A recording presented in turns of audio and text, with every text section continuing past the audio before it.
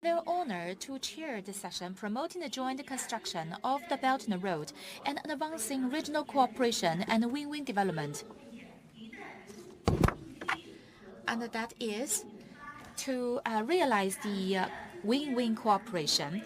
I'd really want to thank the organizing committee to have invited us as a special partner. And we also have invited the Deputy Director Unit, that is China Galaxy Securities, as the co-host of this forum. Again, on behalf of the forum organizer, I'd like to extend my warm welcome to all the participants. In this morning, we will have 4 sessions, the speech, and then we have achievement release, roundtable discussion.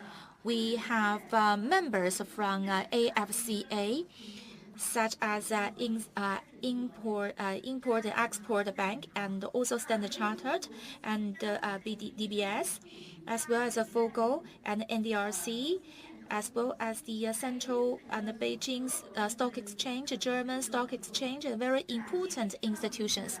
I really want to say a big thank you to the above-mentioned organizations for great support. First of all, I'd like to introduce the guests in today's session. They are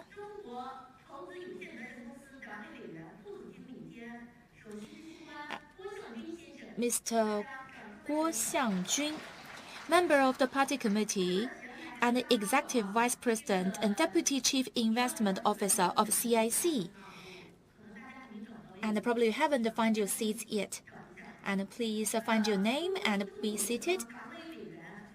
Member of the Party Committee and Vice President of the Export-Import Bank of China, Mr. Zhang Wencai. Member of the Party Committee and Vice President of China Export and Credit Insurance Corporation, Mr. Zhang Hui. Secretary for Financial Services and the Treasurer, the Government of the Hong Kong Special Administrative Region, Mr. Xu Zhenyu. Director General of the Belt and Road Initiative Center of NDRC of China, Mr. Zhai Dongsheng. Deputy CEO of Beijing Stock Exchange, Mr. Li Yongchun. Now, I'd like to introduce our partners making great contributions to today's forum. Mr. Wang Sheng from China Galaxy Securities, the Secretary of Party Committee, and Mr. Ray Nutt, Chair of the Belt and Road Financial Cooperation Committee, AIFC.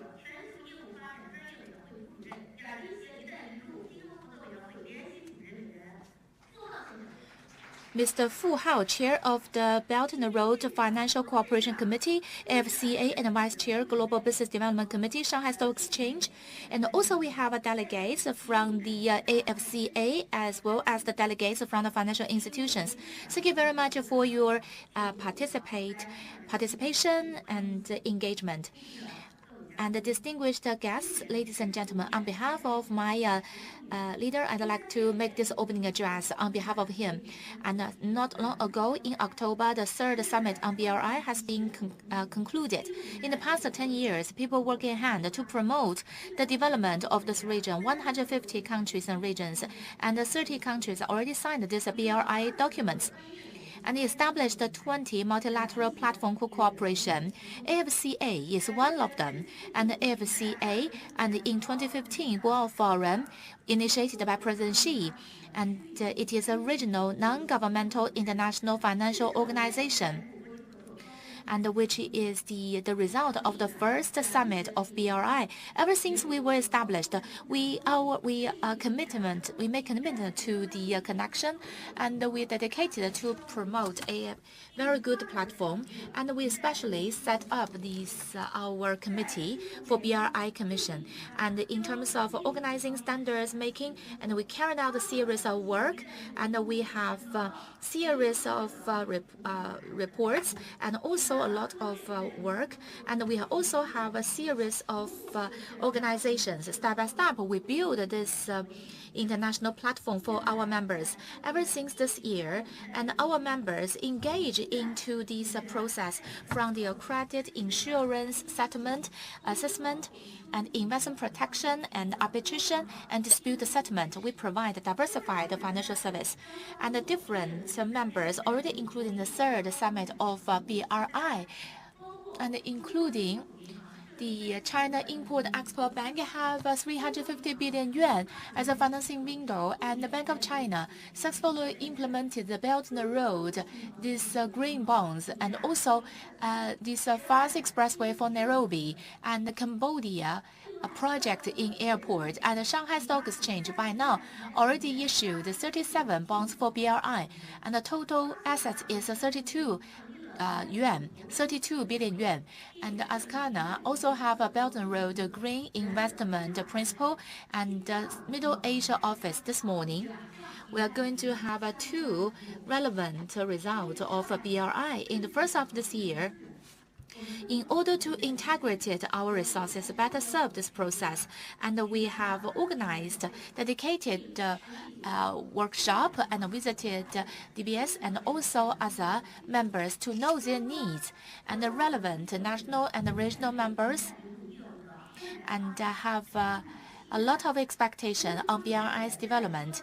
And also, on one hand, increasing the financial service, there is a great room, and also there is a very good suggestions. Firstly, the government should enhance the support to financial organizations and institutions to share more information for BRI relevant projects, and to establish relevant platform, and so that we can have a timely understanding to improve its relevance and the effectiveness of the financial service. To promote key priorities work, and by region, and from the serving the real economy to international trade and the cooperation like ASEAN, Middle Asia, and the Middle East. In terms of sectors, and the BRI intra-regional RMB internationalization, and have more trade settlement by RMB to reduce the exchange rate loss, to explore and improve the BRI investment mechanism. And the members already say that BRI has reached a lot of progress. However, there are 3 minis and 3 lows. Many Chinese partners, less foreign partners, and more policy banks, less commercial banks, and more traditional institutions, and less innovative financial institutions. We need to diversify the products, innovate the business and investment to build a diversified channel. And the BRI sustainable development should be highlighted by now. The green investment and the ESG has been the consensus, and in the green finance cross-border cooperation needs different parties to improve ESG, the project improvement mechanism, to discuss the standards to serve the companies, to have a green development and a green operation. And the green development now opens a new chapter. We need to have a new development system and ideas. Different parties should have inclusive cooperation attitude, to have great inclusive attitude, to make a connectivity to realize the win-win result. And the third summit on BRI, organized in October, President Xi have proposed 8 action plans. And the AFCA, as a regional financial institutions, will be active player to promote the relevant action plans. And first of all, the regulators, the members, and industry should have cooperation, and to organize the different stakeholders to have the relevant communication with the government, with the contribution and the suggestions and the wisdom. And we visited and exchanged different ways, and we already feed like Ministry of Commerce and DRC, as well as the different departments offer our suggestions, and to explore the opportunity for cooperation. And secondly, BRI regional cooperation to enhance multilateral platform construction, to plan and organize the more workshops and meet the needs of the members, especially in key regions, key areas. We need to have a dedicated communication.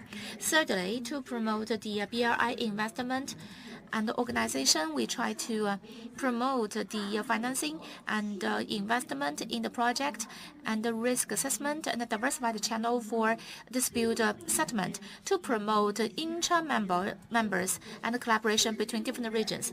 Fourth, to promote green financial cooperation and sustainable development, and to help the banks, insurance, and other members, and through the green credit, green insurance, and green loans, different kind of financial tools from different channels and dimensions to serve green development, and to sort out the research findings, and so that we can explore the ways to integrate the green development philosophies and standards to make them happen. And in the future, AFCA will fully leverage our role as a cross-border multilateral financial platform to have a practical cooperation among the members to uplift our service level to realize the higher level and more innovative development. Thank you. That's the end of my opening address. Now I'd like to invite the General Manager, Mr. Wang Sheng, the Secretary of the Party Committee Chairman, the President of China Galaxy Securities, to give us the next speech. The floor is yours.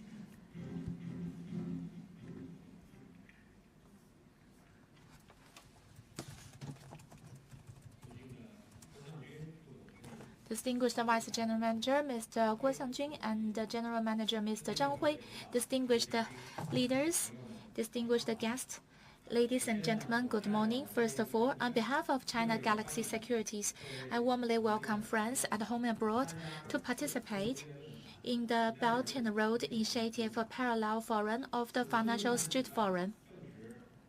The forum coincides with the 10th anniversary of the BRI and the third BRI International Cooperation Summit Forum. Financial service is an important support for the construction of BRI. Deepening the financial cooperation along the BRI can effectively promote regional economic development, improve people's livelihood, and resolve risks through high-quality and innovative comprehensive financial services. The just concluded Central Financial World Conference pointed out that it's necessary to pay equal attention to bring in and going out, expand the institutional opening of the financial sector, enhance the facilitation of a cross-border investment financing, attract more foreign financial institutions and a long-term capital to develop business in China. As a state-owned financial institution, China Galaxy Securities keeps in mind the mission of serving the country by finance, devote itself to serving the national strategy, and participate in the construction of BRI. In recent years, we have developed a deep overseas layout through M&A, established a market position in Southeast Asia, business network deployed in 14 countries and regions, covering the markets of Southeast Asia, extending to Europe and America. In 2022, Galaxy CIMB Securities, a subsidiary of China Galaxy Securities and Southeast Asia, ranked first in the security brokerage business of both Singapore and Malaysia stock markets, and ranked among the best in Indonesia and Thai markets. We have 2,000 local employees, providing financial services to about 16,000 institutional customers and about 500,000 retail customers. I really want to take this opportunity to share with you some experience and suggestions on the innovative financial practice of Galaxy Securities along the Belt and Road Initiative in recent years, especially in Southeast Asia. Firstly, complement each other's advantage and build a bridge for industrial cooperation BRI. Southeast Asia, a key area to build BRI with high quality, also one of the fastest growing regions in the world in recent years. Manufacturing, infrastructure, e-commerce, new consumption and energy in Southeast Asia countries are booming, bringing about industrial upgrade and residents' income increase, providing a broader space for cross-border industrial cooperation, cross-border investment, and financing cooperation. And last month, during my business trip to Southeast Asia, I visited some enterprises and partners. I have a lot of feelings and experience to share with you. And I visited some local enterprises and partners. I found out that many local industries and enterprises are closely connected with China, with China elements. And for example, in Indonesia, And the King Hill Capital in China is one of the largest foreign investors in Indonesia, and there are many unicorn companies in Southeast Asia have investments from China Fund. Interestingly, the headquarters of ICT companies are in the ASEAN countries. However, the employee, the IT staff are located in mainland China to share the engineers' bonus in this market. Many founders and executives of local companies can speak very fluent Mandarin, the Chinese. We fully feel that the industrial cooperation between China and Southeast Asia is highly complementary and has great development potential for Chinese modernization. Second, we can cross time and space to help BRI's financial cooperation to go deeper and deeper. In recent years, the financial cooperation between China and ASEAN countries and the interconnectivity of capital markets have made remarkable progress. How can we understand the phrase crossing time and space? On the one hand, the interconnection of capital markets and related cross-border financial services are not subject to the space restrictions. Even during the COVID, we have seen some temporary interruptions of the physical industrial chain. However, the financial cooperation has been ongoing, unaffected. On the other hand, China, especially mainland China and Southeast Asia, are roughly in the same time zone, so there's no time limit or restrictions caused by the time difference. Therefore, our mutual cooperation enjoys natural advantages. In September 2022, CGS and its partners launched the world's first low-carbon ETF covering the Asia-Pacific. The product was listed on the Shenzhen Stock Exchange and Singapore Stock Exchange (SGX), which was the largest equity ETF ever raised on the Singapore Stock Exchange, creating a new chapter in the interconnection of China-ASEAN capital markets and a successful case of green and low-carbon development under the BRI. In August this year, CGS and the Fugo Fund jointly launched the first ETF focusing on Vietnam on SGX, setting a new high in the ETF financing scale of the year 2023. The product has three features. First, its basic assets are in Vietnam, listed company in the Vietnam. Second, it is listed on SGX. And third, it is managed by Chinese financial institutions. So if we put all these factors together, it highlights the huge cooperation space between China and Southeast Asia. The above successful cases have expanded the cross-border investment channels of international investors under the BRI, shared the opportunity of China's huge market and development dividend of Southeast Asia, and provided a new model for deeper financial cooperation. Third, high-quality development participation in the construction of the BRI and community of shared future for mankind. And during this meeting, we will also launch the ASEAN Special Report on Financial Cooperation Practice of AFCA Galaxy BRI report, which will be released in today's event. And this report analyzed the economic and financial cooperation of ASEAN and compiles excellent practice cases of dozens of financial institutions. CGS will continue to provide professional financial services to enhance the social benefits. For the BRI countries, we will actively participate in the sustainable development of ASEAN countries and other BRI countries, deepen the inclusive finance, green finance, and to promote people-to-people exchanges and benefit the quality of life of peoples. And we will actively implement high-quality projects to enhance social benefits and participate in the building of a community of shared future.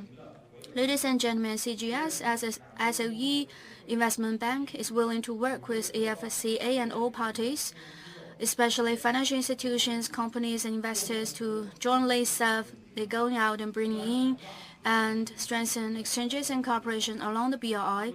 CGS will make strenuous efforts to make new contributions in line with the requirements by China's Central Financial Work Conference.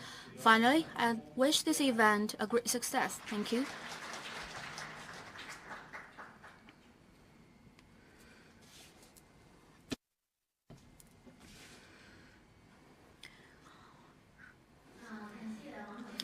We thank Mr. Wang for your kind remarks, and now we would like to give the floor to Mr. Reinhard Bank-Turov, Chair of the BRI Financial Cooperation Committee, FCA Governor, Astana International Financial Center, AIFC.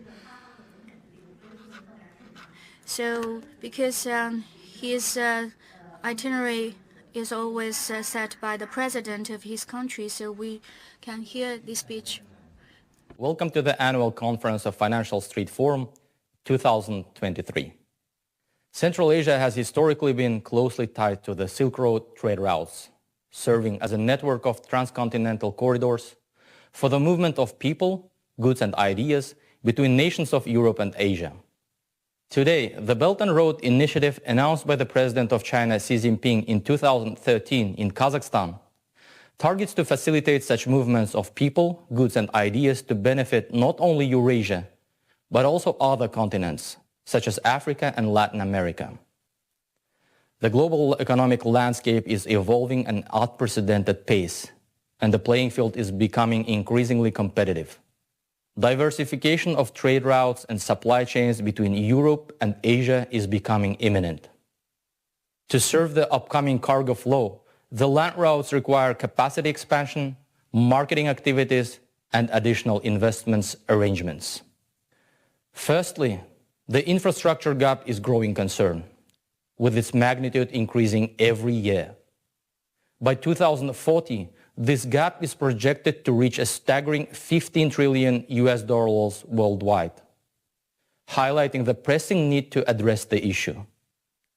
Secondly, the global green agenda reinforced by the Paris Agreement and commitments taken by the countries is poised to drive transformation across all industries, leaving no exceptions. This suggests that businesses must either transit toward greening and decarbonization, which require significant investments, or face the risk of gradually losing access to the global markets in the long run. The transportation sector is one of the key areas for infrastructure development, is responsible for around 24% of global carbon dioxide emissions. Therefore, BRI countries should stimulate investments in the transport infrastructure and renewable energy projects, and provide support to companies that have strong environmental and social practices. Development of relevant financial instruments would incentivize achieving these goals. The BRI is considered as an international infrastructure development strategy, but in fact, it also aimed at creating international and intercontinental connections to facilitate global trade and economic development. In this regard, landlocked countries and countries with comparatively small internal markets are vitally interested in cooperation. So Kazakhstan has been keen to be the integral part of the BRI that unifies around 150 countries around the world. Kazakhstan has been actively diversifying its transport routes and improving its connectivity, which are in line with the objectives of the BRI. There are several large infrastructure projects on the Middle Corridor and the South Corridor that connect East Asia, the Middle East, and Europe via continent that would require long-term investments and involve stakeholders from different countries. Kazakhstan's infrastructure development plan includes dry ports on Kazakhstan-China border, ports in the Caspian Sea, railway and auto transportation systems. There are also other measures, such as building trade hubs, increasing fleet, wagons and containers park, digitalization and human capital development. Recently, the results of Kazakhstan's previous efforts became important for transcontinental trade. For instance, given the geopolitical situation, the Middle Corridor, which passes through Kazakhstan, saw a significant increase in cargo flow in 2022. A 2.5 times increase year over year. Currently, the delivery time between goods from Kazakhstan-China border to the Black Sea ports via the Middle Corridor is 19 to 23 days, and the next year it is planned to reach 14 to 18 days. This trend is expected to continue, including in container transportation. There are various estimates, but according to a recent study by the EU and EBRD on sustainable transport connections between Europe and Central Asia, under a business-as-usual scenario, transit container volume on the Central Trans-Caspian network is forecasted to increase from 18,000 TEU in 2022 to 130,000 TEU by 2040, a sevenfold increase. It may increase to 865,000 TEU by 2040 in case of a proper implementation of soft measures and investment projects, which needs a coordinated approach by all stakeholders. But to reach that flow, EBRD estimates necessary investments in infrastructure to be around 18.5 billion euros.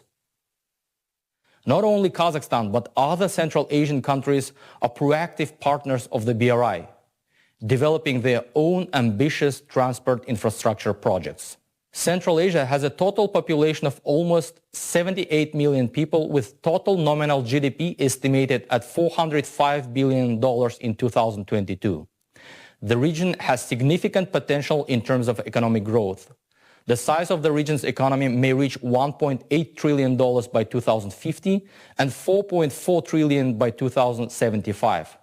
Therefore, the infrastructure in Central Asia must be capable to accommodate future cargo flows, which also requires regional coordination and the involvement of partners beyond the region. This collaboration should encompass not only transport connectivity, but also trade, environmental, digital, and financial connectivity. The role of international financial centers in the regional transport and logistics development is critical, as they can create ecosystems that provide financial services to the whole business chain. Traditional instruments like traffic bonds, infrastructure bonds, asset-backed securities, or syndicated financing are vital for expanding financing capabilities. At the same time, green finance instruments like green bonds, green bank loans, ESG bonds, and others are becoming more important, especially for infrastructure projects. The Astana International Financial Center already has almost all the listed opportunities, and the AFC has been and will contribute to the regional development on infrastructure and international trade. Supranational and development banks also have a critical role in ensuring sufficient funding for infrastructure projects. Recent years, several companies dedicated to the development of Middle Corridor were created in AFC. Middle Corridor Multimodal Ltd. is a joint venture of railways of Kazakhstan, Azerbaijan, and Georgia. Kazakhstan Railways and Port of Singapore Authority International established their joint venture KPMC, aimed at developing the Middle Corridor, including by creating a seamless logistics network, sharing experience and technology. Kazakhstan's national oil company Kazmunaygas and Abu Dhabi Ports Group created joint venture Caspian Integrated Maritime Solutions that manages a tanker fleet on the Caspian Sea. Kuruk Port and Abu Dhabi Ports Group also made a partnership on creating grain terminal in the Caspian Sea. As previously said, BRI is not only about covering infrastructure gap, but also facilitating global green agenda. In this regard, the Green Investment Principles, GIP, a set of principles for greening investments into the Belt and Road Initiative, is relevant. The GIP includes 7 principles for embedding green investments principles at the operational level, governance of financial institutions and building green supply chains, leveraging green finance instruments at large scale. AFC's Green Finance Center is a regional chapter of the GIP in Central Asia.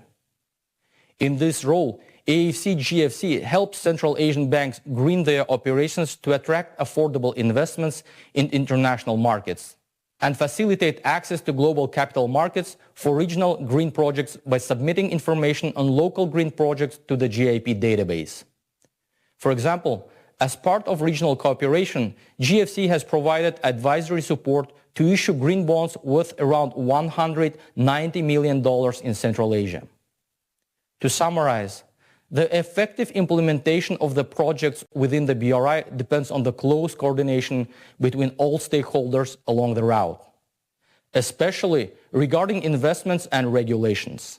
For the benefit of Central Asia and Belt and Road Initiative, Kazakhstan and the Astana International Financial Center can offer its own infrastructure and capabilities to ensure uninterrupted trade flows along the route and to structure deals, attract investments, and facilitate cross-border transactions. Dear ladies and gentlemen, I believe 10 years anniversary of BRI is an important milestone, and there is more to do and more cooperation to happen in the future. With that, I wish you all best luck and good discussions during the forum. Thank you for your attention.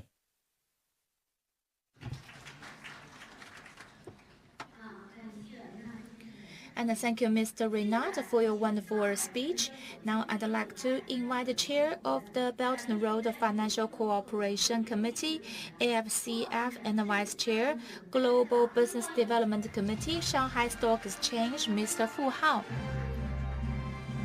to give us this opening speech.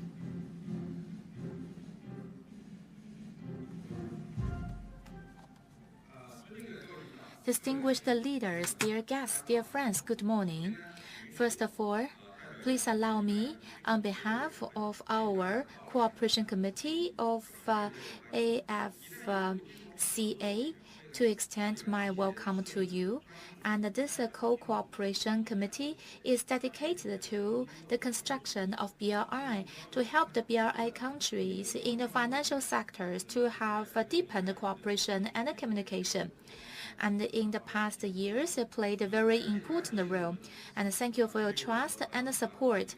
And Exchange and Mr. Reynard, ever since 2022, during COVID-19, we co-chaired the Belt and Road Financial Cooperation Committee members, and with your support in the past 1 year, and some of the work we have been working together. And recently, I met Reynard in Shanghai. Originally, he had a plan to be here, and we have an appointment. And after working together for 1 year, we still need to learn a lot from each other. However, President of this country dispatched him to join a Singaporean important summit on behalf of Singapore, so he could not make it today. So he asked me to express his apologies here. And on behalf of the Co-Cooperation Committee, I'd like to extend my appreciation to your support in the past 1 year. And the monetary facilitation is an important part of BRI financial work, and which is the blood and water for the BRI activities, and the important support for BRI. And the fund demand for BRI construction is massive, engaging different stakeholders, and especially we need to engage multiple channels of funds and participants, and to leverage the role of different financial institutions and infrastructure companies, so that we could diversify our financial system to realize the BRI's vision. In recent years, we promote the policy finance, cooperative finance, and to support these funding companies and all kinds of financial institutions. And people really leverage their strengths and make common efforts. And in the past 10 years, it's already a 10th anniversary of BRI. I believe we expect a higher level of cooperation. Look at the capital market. I work with the Shanghai Stock Exchange, or known as SSE, and in recent years, and what we have do, and in the fund financing. There are two aspects of work. First of all, we leverage the market of financing. By bond market, we try to help making financing for the companies along the BRI countries. And by now, we have 37 BRI bonds issued. The volume is 3.9 billion, which is quite popular in the market. And SSE, the Panda bond, relevant to BRI, ever since 2015, accumulatively issued BRI Pounder bonds and 83, and the total fund is 121.3 billion yuan. Much of it is used for BRI. And the other one is that We try our best to seek collaboration with overseas infrastructures and to promote BRI cooperation. For example, together with the BRI countries' stock exchange in the equity and products, we seek collaboration. And recently, we have Bangladesh and Pakistan stock exchange, and we have equities there. And by the stock exchange collaboration, and we could discuss the common development to promote the local markets and to provide and facilitate fund for the local construction. And of course, we know that it has a great potential. What I want, Ms. Pang already mentioned, the cooperation in BRI. There are phenomena of 3 many and 3 less. And in terms of our cross-border financing, there are some phenomena and needs our efforts to make improvement. For example, the overall financial BRI cooperation size is very small in comparison to the trade financing of BRI countries, and it is quite small, but this is quite common. And once, I had a meeting in Southeast Asia, and Southeast Asia countries, the trade, and they are the trading partner with China. No matter Southeast Asia or China, the cross-border security-based investment mainly came from US and the EU, and this is a phenomena in the financial sector need to be improved in the future. The other thing is that BRI financial financing, mostly indirect or loan from the banks. And such kind of way is quite not diversified enough. And the capital market leverages the role as a fund provider to realize the goal of BRI, and we need further efforts. And the other thing is that BRI financing in terms of its structure, and more importantly, we rely on the domestic capital market. And there are 2 things relatively small. One is BRI is a common cause. The local capital market, how could we have a higher level of financing? The other one is that BRI, how could we use more international markets? And today we have a Hong Kong stock market and Singapore stock market, and the Europe and US and the Middle East. We need to engage them. And in the future, we need to expand to change such a situation. The BRI financial financing and the overall system, and also the global assets and the funding should be used to support it. And on such a background, how could we leverage the role played by different financial sectors and to enhance the communication along the BRI countries, and under such a new situation and a new area, and so that the financial service will have one step further. And that is not only a heated discussion today, but also in the future. And it will, while we engage in the BRI, and we need to think about it, and that is a question on our mind. And with the leadership of AFCA, we have a lot of work to do, and we hope that please keep supporting and engage. And in the cooperation committee of the BRI Finance, and feel free to offer suggestions to us so that we could promote the financial sector to better serve BRI constructions, and so that we could make it at a higher level of development and higher level of quality to contribute our wisdom. With communication, we promote development. With commercialization, internationalization, market-oriented, to provide great financial support to BRI. And finally, I wish you for your great support. That's the end of my speech. Thank you.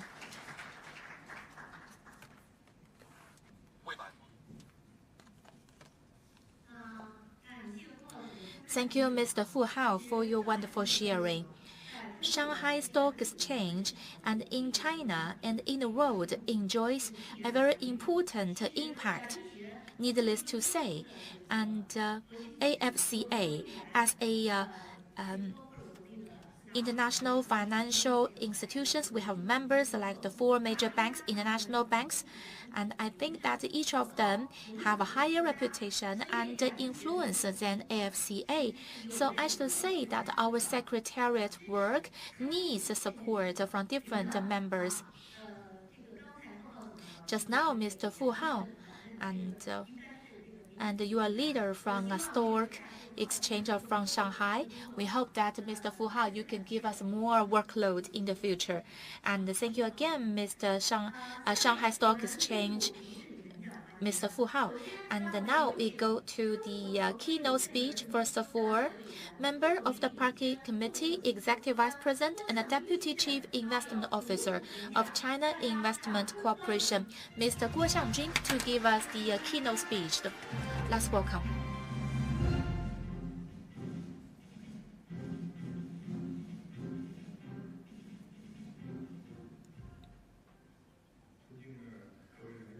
Distinguished guests, ladies and gentlemen, good morning. And very nice to be with you in the 2023 Annual Conference of Financial Street Forum, promoting the joint construction of the Belt and Road and advancing regional cooperation and win-win development. And on behalf of our company, I'd like to extend my warm congratulations to the opening of this forum. And yesterday evening, and we have the Middle East session and inviting the mainstream financial institutions and also the industrial leaders and to discuss. And we have a heated discussion yesterday with very good result, and today, and the AFCA and China Galaxy Securities and co-organized this parallel forum of BRI, focusing on Southeast Asia financing and regional development. Middle East and Southeast Asia, and at present, and is a 2 major regions. And the theme of the Financial Street Forum and really fit into our investment trend. And we do hope that China, together with these key regions, could go in depth, and so that we could make contribution to the sustainable development of the world economy.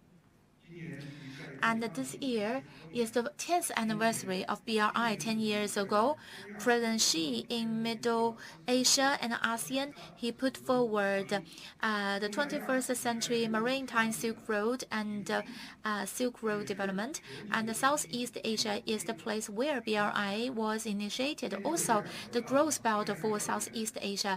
In September this year in Indonesia, I also experienced the High Expressway and in Indonesia.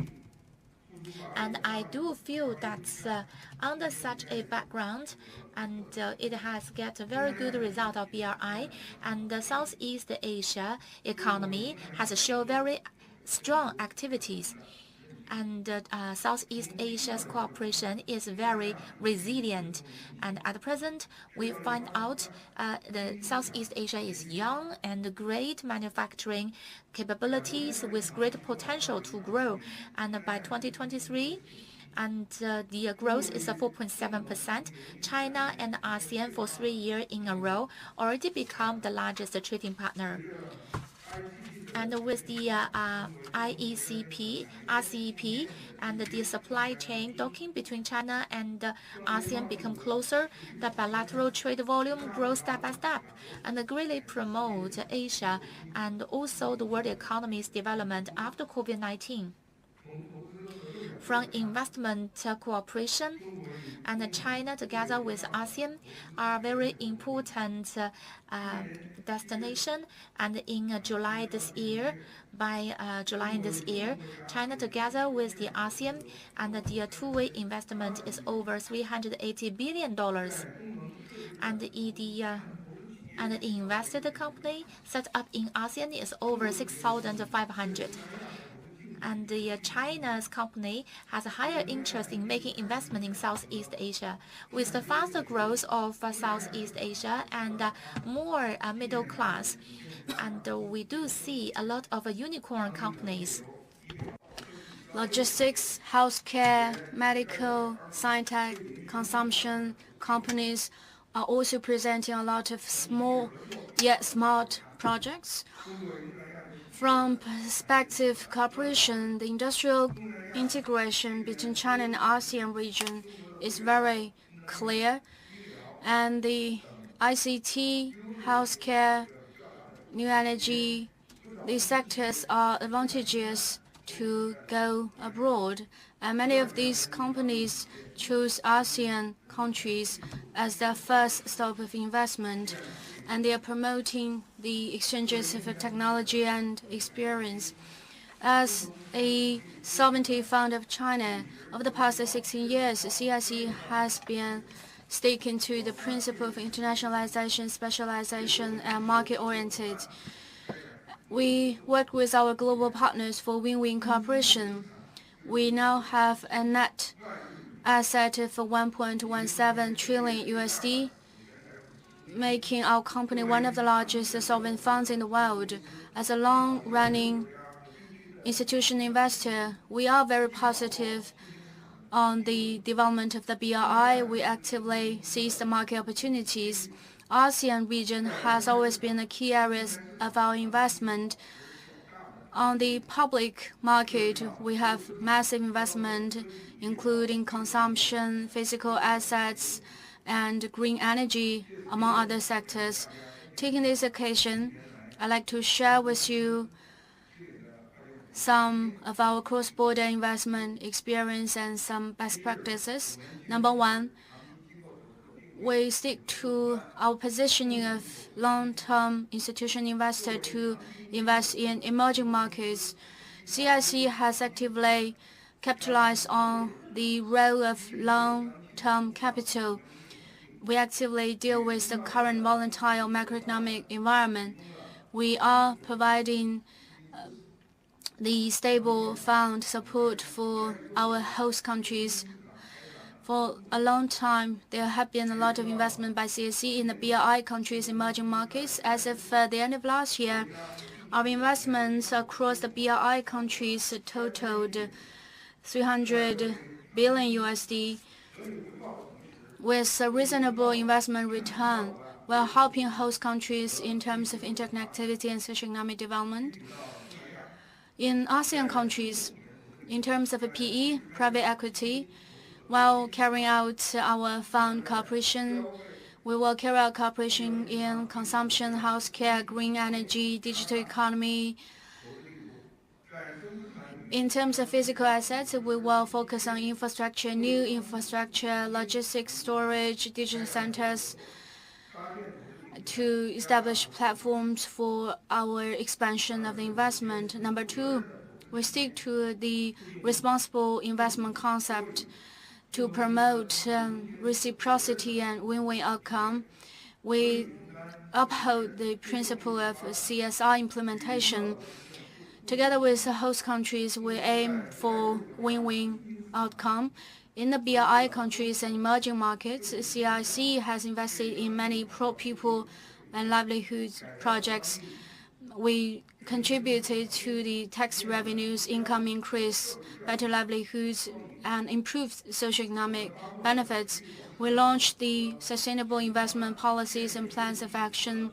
We established ESG and climate change improvement policy and green low-carbon investment policies, and green and low-carbon has been our keyword of investment. While investing in physical assets, we also invest in logistic facilities and developing green energy facilities for local economic transformation with high quality. Last year, our co-managers jointly invested in biofuels, and the manufacturer Isla invested a certain share in Malaysia to build new biojet fuel to build the green BRI, and we also promoted local socioeconomic growth. Number three, we seek to the innovation in our investment for international industrial cooperation. Comparing with this strong demand of financial needs in emerging markets, there's undersupply of financial tools and products. We need to provide more sustained and stable financial services. We have been innovating our investment modalities in recent years. We launched multiple diversified innovative funds, and we are also replicating these products and models in ASEAN region. We'll continue to rely on China's huge market and full-fledged industrial system to capitalize on China's investment advantages and fully use this high connectivity between China and ASEAN. We'll both bring in and go out to promote cross-border investment cooperation, to implement the concept of reciprocity. Number 4, we seek to synergy of our partners to provide diversified financial services. Through our internal financial and securities and insurance companies, we can provide financing risk guarantee for our projects in diversified ways and across multiple layers. For example, CGS, China Galaxy Securities, has been actively participating in the BRI construction, especially through the acquisition of the CIMB Securities. CGS has become a Chinese security company with a broad network. It can fully use its own local resources advantages to support the high-quality construction of BRI. And we'll continue to stick to our development principles, and we will set foot on the comparable advantages and complementarity between China and ASEAN markets. We'll be working with our partners like CGS and other partners in terms of building GVs to promote the economic and trade exchanges between the two regions. Dear friends, just as President Xi said during the opening ceremony of the 3rd BRI summit, only when the world is better, China will become better, and vice versa. A better China and a better world will need more communication, more trust, and cooperation for win-win outcome. CIC stands ready to work with our partners in the industry to foster synergy and to make new innovations for cross-border investment cooperation and promote high-quality industrial cooperation with financial services and make greater contributions to the socio-economic development. Finally, I wish this forum a great success. Thank you.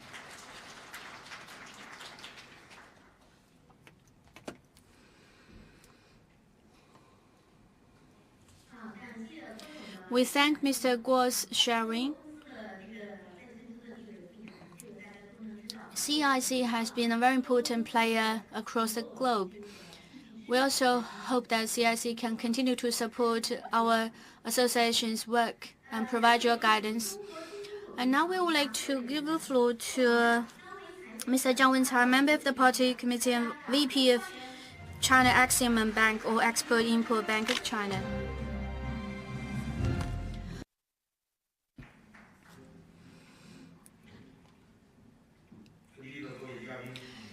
Distinguished guests, ladies and gentlemen, good morning.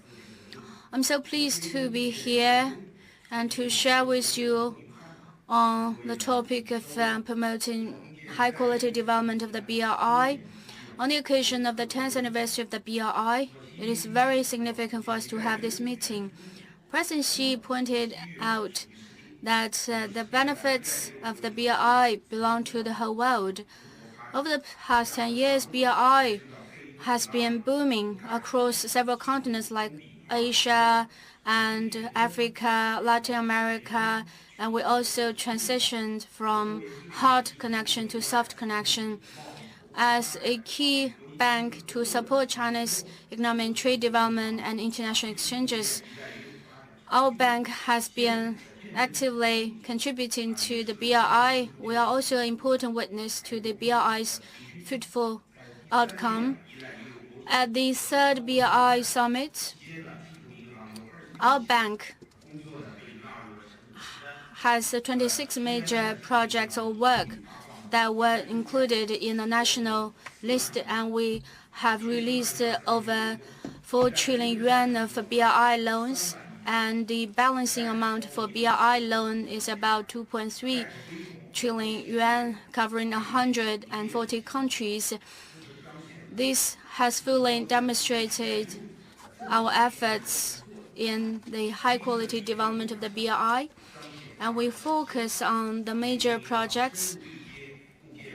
We align with national development strategies of various countries, promote major project infrastructure, economic trade exchanges, and we help host countries to improve their weak sectors. And we have stimulated over 400 billion USD. We have stimulated trade with over 2 trillion USD, and we supported a total mileage of 4,000 km of railways and 230,000 kilometers of the high-speed ways, and also over 40 airports and 30 ports. For example, the China-Laos Railway, Hungary-Serbia Railway, Piraeus Port in Greece, and China-Malaysia Friendship Bridge in Maldives. These are some flagship projects between China and the BRI countries. And second, we build small but smart projects to promote the livelihoods of the peoples. And this is an important way to improve the sense of gain of peoples. And we focus on key areas like medical, healthcare, education, culture, agriculture development. And we promote the small but smart projects to contribute to cultivating talent, promoting employment, eliminating poverty. For example, there are some projects like agriculture irrigation projects in Cambodia, rural power grid construction, small-scale agriculture loans in Myanmar have played key role in improving agricultural output and improving farmers' lives and also rural development. So we adhere to the green development concept.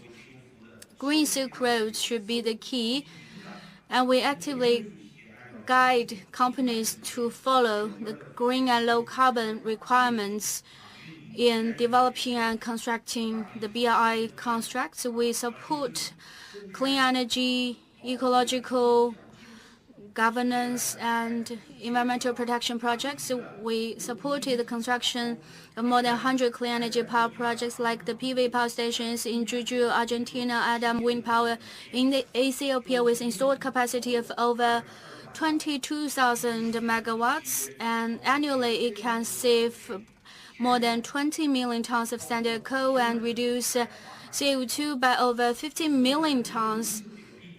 And forced financing and also the capacity building are carried out simultaneously. We carry out our efforts on capacity building. We held the advanced seminar on key foreign partners and many online trainings to share China's experience in reform and development financing. And for example, the Nairobi-Mombasa Railway has trained for these countries of over 5,000 technicians and managers for Kenya, and we sponsored 100 students to study in China for undergraduate courses in railway.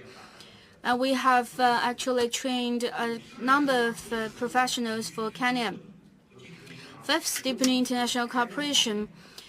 We have been upholding the openness and cooperation. For deeper cooperation, we also mobilized the third-party market cooperation in terms of industrialization, modernization, urbanization, and we have got this 1 + 1 + 1 is greater than 3. By the end of June 2023, our bank had implemented over 40 third-party market cooperation projects. For example, like in the FLNG project in Mozambique, with the joint partnership of China, Italy, Korea, France, and other countries. And together with all these countries, we provide co-financing for the FLNG project. And this is the largest FLNG project in Africa and second largest FLNG project in the world. Dear friends, there are some common challenges of the world, and there are some new volatilities and profound changes, and this gap of development or global deficit gap needs to be bridged urgently. And there are big power rivalry and supply chain contraction, monetary policy spillover. These are also very severe. So this fragmented world needs win-win cooperation. According to World Bank's report, the BRI has actually created global real income by 0.7 to 2.9%. For the BRI, it can not only promote the development of all countries, but also is contributing to the total factor productivity of host countries. At the 10th anniversary of BRI, from its foundation to full development, and with accumulated achievement, PET has become most popular public commodities and the largest international cooperation platform, and it will lead to future expectation.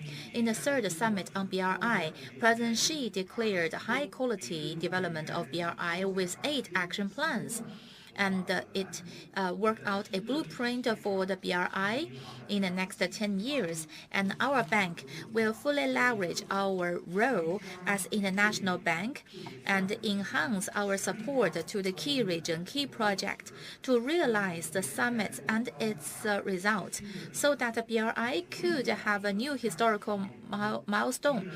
And first of all, as a special policy bank, give more financial support. And on the third BRI summit, in the opening ceremony, he declared that we are going to set up a 350 billion yuan window for financing, and as a main player in this process, and we will stay focused on the needs for financing and to enhance our support to the policy banks, and also in terms of import and export credit and loans, and we have and the loan and for the international projects, and flexibly utilize the trade equity investment guarantee and diversify the channel, and to enhance the financial products and service, and to provide a multilateral and improved comprehensive service. And on one hand, with different regions, we have the regional cooperation, and in the future, and we will use more of our fund to support the relevant the equity investment. And also we have play our role as a policy bank, as the leader, to guide more public and private sectors into the BRI investment, and to have collaboration with the domestic and international multilateral organizations, third-party market cooperation, to diversify the channel of funding, and so that we could share more information and experience, and with the joint research, dedicated training to support the trade, the knowledge, technologies transfer to enhance the local market's capacity to give them a higher growth driver. Thirdly, promote practical cooperation and to promote the knowledge sharing, infrastructure capacity building, trade cooperation. These are traditional strengths, and also we support the local markets to have a higher level of modernization and industrialization, to have a green and better development, and to enhance the green and digitize the economy, and also financing to these projects to build the strategic development of digitalization, energy transition, and we often say the green low carbon transition to support the digitized economy transition. I visited many African countries, and they have a very challenging task to transition the low carbon green transition and the digitized transition with a lot of tasks. And in selecting the project, on one hand, to help the infrastructure traditional sectors, a milestone project, to have integrated interconnectivity, and also focus on the local small and effective project, so that the local people could have a higher sense of happiness. We support Asia and Africa on the other hand, and we also help these Latin America, and Mr. Guo already mentioned the Middle East, and yesterday evening, and the Middle East session is very exciting. And fourth, we want to enhance the regional cooperation and also to have a sub-regional cooperation together with the AIIB and the ADB and other multilateral cooperation, and so that we have and also Middle East and the Middle East and the Middle Asia and also BRIC countries collaboration to have more policy sharing, strategic planning, and engage in the relevant project implementation to build the all-dimensional system and to promote the regional system and to realize the mutual beneficial. And the other one is to have the risk control, and this should be prioritized. On one hand, we need to think about the financial sustainability, ensure that the projects can generate the adequate economic benefits. On the other hand, high attention to the financial system and its risks, to monitor the risk changes with scientific analysis and be prepared to have a whole life cycle management of project, be compliant to stop these risks, and so that it is a whole process and dedicated to the risk level and the effectiveness of the project. Ladies and gentlemen, dear friends, and by now, and the first 10 years of BRI has been successful, accumulated valuable experience the next 10 years, and we will welcome higher quality, higher level of development. And our Exim Bank, together with domestic international partners, to enjoy development opportunity of BRI, to make contribution to the green and inclusive development of the world. Thank you.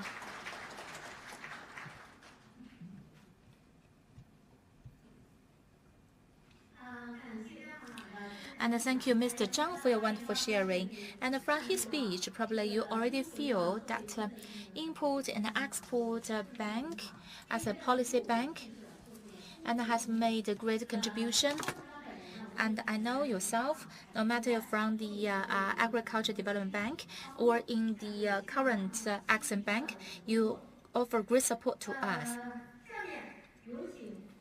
Now I'd like to invite Mr. Zhang Hui, member of the Party Committee and Vice President of China Export and Credit Insurance Corporation.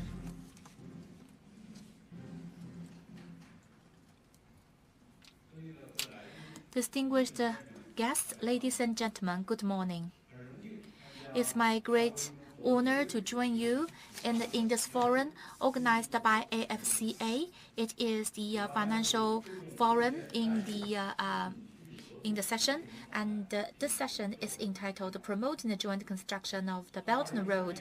And from 2013 to now, with the guideline and the arrangement of President Xi, the development of BRI has achieved a historical milestone, creating new opportunities for different countries and to inject new drivers. And in the past 10 years, and accumulated import exports up to $19 trillion, increased by 6.4%. The two-way investment is over $380 billion, and it also needs a long-term and stable financial service and the systematic support.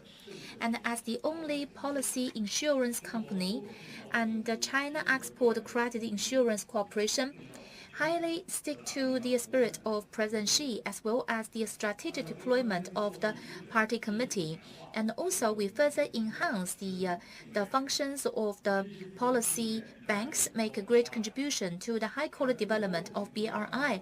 On one hand, we ensure we display our responsibility as a credit insurance company and also make contribution in this process. First of all, the policy credit insurance plays an important role in BRI. And export and credit insurance is internationally accepted, aligned with the WTO rules. And the CECI is the result of China's reformed opening up. It plays a role of stabilizing the progress and to promote investment and financing. And also, the CECI is an important policy tool for countries to avert the risks. After reviewing history, countries like UK and the US, and also it plays a significant role. And also it plays and it also have the role to be anti-cycle, and it provides a great great support. And CECI, in promoting the high-level development, it provides a good guarantee. On one hand, it is a policy bank, and there are dozens of products with a comprehensive service system. It provides a comprehensive insurance support, and especially the core policy products with long-term, mid-term insurance and overseas investment. And in terms of overseas investment, project contracting and single machinery export, we provide credit insurance, and we leverage a foreign fund in this process in helping the technology service standards, and it plays a significant role. And thirdly, the policy banks have already become the important part of BRI system, and ever since 2020, President Xi for 3 times gave important instructions to the CECI, and the relevant content have been available in the government work report, and for 9 years, and it has been mentioned by 12 times, and it's really shows the acknowledgement from the government to CECI as a financial tool. And with this leadership and in the high-quality contribution, it plays an important risk taker and also the main safeguard for these credit risks. Secondly, to promote high-quality development and with the good result. And the 10 years, and we have been supporting the CECI provides ongoing China credit. In this process, accumulatively, and we support the two-way investment trade up to $1.9 trillion covering different BRI countries, and the scale is world top. Effectively promote 5 connectivities with the BRI countries. First of all, high-quality system institutional design for BRI countries collaboration, and also leadership goals. Yes, our and leadership really attaches great importance to the overall strategic plan, and also we have the overall system, and we have the relevant credit insurance policies during COVID-19, and the terms and thresholds really go down. And at present, we already form a relatively complete institutional arrangement and policy system. Secondly, get closer to the market needs, reinforce the mechanism in design, and we could identify the features, and we can optimize this system, and we can continue promote the business innovation and advance with time to better serve high-quality development of BRI. Thirdly, leverage our advantage to develop the key market, and also we need to have the rules and the ships and the new energy and the telecommunication, we give priorities. And together with BRI governments and the companies and the financial institutions, we signed the framework contract, and so that they could follow these strategic guidance to engage in this BRI. Thirdly, we could have a business empowerment and create more value, effectively utilize the digitized way, and we could have a diversified way, and we have promote efficiency and also the effectiveness, and enhance this supply chain, and with big data and the other ways we could provide high quality development, and it provides nationwide risks and also the information. And also we engage ourselves in this process to show our responsibility as a credit insurance company. And also we engage in a national level and a national arrangement and provide the top design and the specific project-based suggestions. And different institutions engage into the local mechanism and become the important relevant system and as the implementers of the responsibilities. And thirdly, engage in the summit and to realize the summit result. And in the previous 2 summits, and the CECI together with the government, we signed 18 cooperative arrangement. And in this summit, we have 12 pieces of work included into the summit result. And also we carried out relevant work. And in the future, we will implement these results to be realized to ensure that the fruits of the summit could be realized. Certainly, the risk prevention and monitoring. Together with the government department, we set up this risk preventive mechanism, and also we take a BRI overseas project risk prevention platform and sovereign risk construction platform, and also we have a nation-specific risk report, and also the RCEP and the business and credit environment, providing good foundation for the governments to mitigate the risks.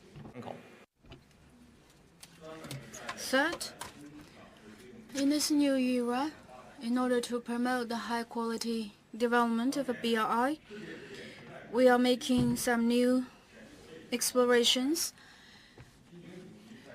President Xi said at the third BRI summit,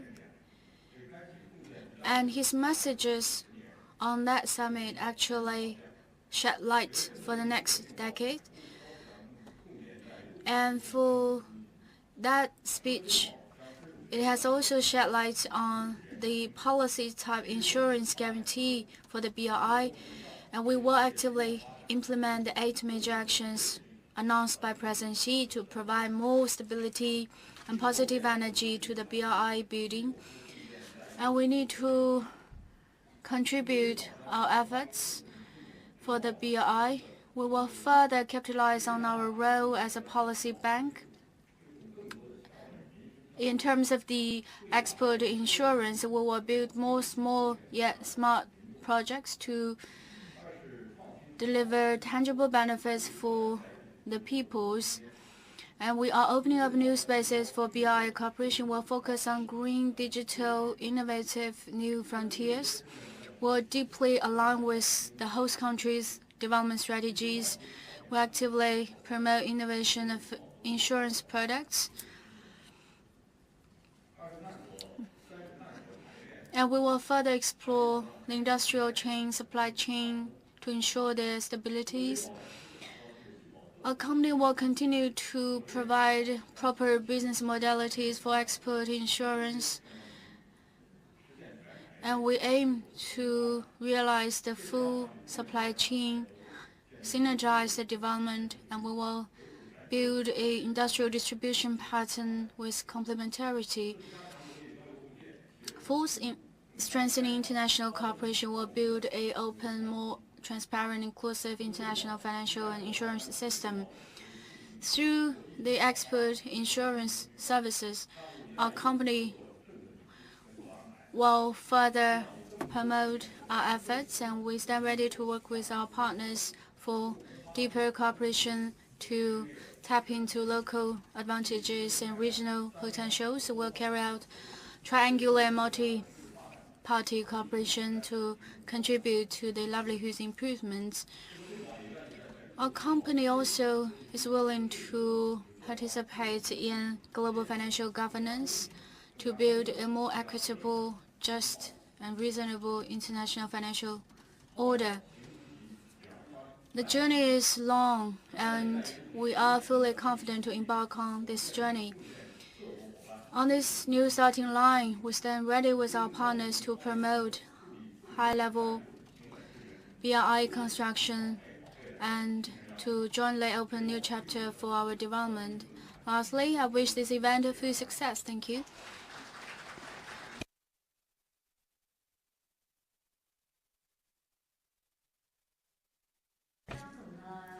Thank you, Mr. Zhang.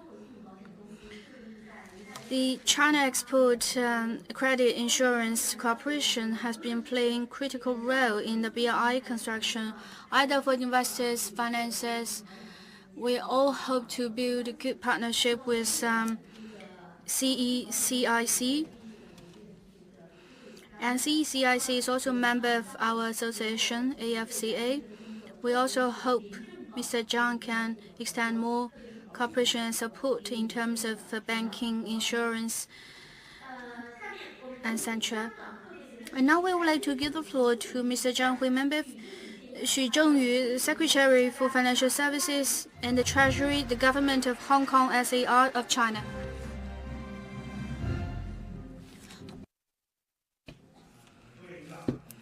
Dear leaders, dear friends, I'm very honored to attend this meeting by the invitation of AFCA. And this is a great opportunity to participate in the parallel forum of the FSF. And we will jointly discuss about how to jointly promote the BRI. Under the one country, two systems policy, Hong Kong enjoys unique advantages. It has deep expertise in financial services, plus Hong Kong's own massive market potential. So we expect better development of this major initiative from international cooperation, economic trade exchanges, infrastructure financing, RMB internationalization, green and sustainability development. Hong Kong has been a pioneer in all these aspects, and we are joining hands with all of you to create a bright future for the BRI. This year marks the 10th anniversary of the BRI, as several speakers previously mentioned it. Over the past 10 years, BRI has expanded from international cooperation across Asia continent to Africa and Latin America. More than 100 countries signed the BRI cooperation documents with fruitful results. The World Bank report shows that the joint contribution of the BRI has improved the trade by 4.1% of host countries, attracting foreign investment by 5%. All these figures are showing that BRI is delivering new benefits and opening up new space for international economic cooperation, and it is providing powerhouse horse for the world economic growth. Looking to the future, as President Xi mentioned on the third BRI summit, that China would continue to implement 8 major actions for promoting BRI, including the infrastructure connectivity by air, ground, and by sea, and will also promote green energy, green infrastructure, transportation sector, and also science tech innovation programs, etc.